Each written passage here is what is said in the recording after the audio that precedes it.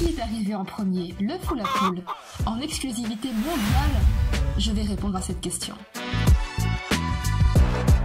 La réponse est la spiruline.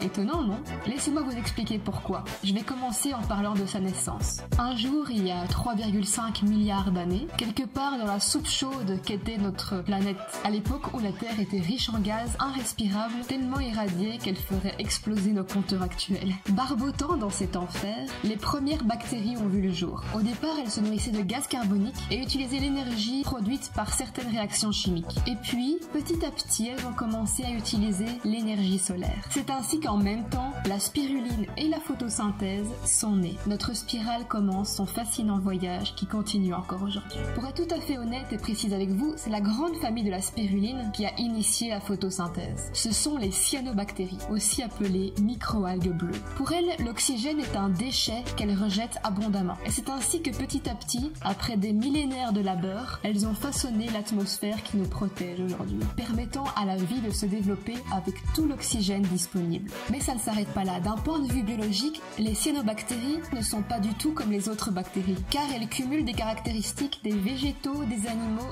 et des bactéries. Comme les végétaux, elles contiennent de la chlorophylle pour faire leur photosynthèse. Comme les animaux, leurs parois cellulaires ne contiennent pas de cellulose. Et comme les bactéries, elles échangent entre elles des informations génétiques. En résumé, c'est une cellule animale qui fait de la photosynthèse et qui se conduit comme une bactérie. Et la dinguerie ne s'arrête pas là. Vous n'êtes pas sans savoir que notre sang contient de l'hémoglobine, qui est rouge grâce à son atome de fer. En réalité, l'hémoglobine est identique à la chlorophylle. La seule différence est que son fer est remplacé par du magnésium, lui donnant sa couleur verte. Eh bien, notre spiruline et sa famille possèdent un troisième pigment unique présent nulle part ailleurs. Il s'agit de la phycocyanine. Ce pigment a la structure moléculaire identique aux deux premiers, mais elle contient un atome de fer et un atome de magnésium. Ce pigment bleu unique est littéralement du sang bleu, qui d'ailleurs est un antioxydant ultra puissant. Il est la preuve que la spiruline et sa famille sont à la base de la vie sur Terre. Maintenant, vous savez d'où vient l'expression « avoir le sang bleu ». Les cyanobactéries sont très souvent appelées microalgues bleues. Même si vous l'avez compris, c'est bien plus complexe que ça. On en dénombre plus de 7500 espèces, dont seulement 36 sont comestibles. Deux d'entre elles, Spirulina platensis et Spirulina maxima, sont regroupées sous le terme spiruline. Ce sont des organismes microscopiques. Elles se regroupent en filaments spiralés. Cette forme unique lui donne son nom malgré que son observation nécessite un microscope.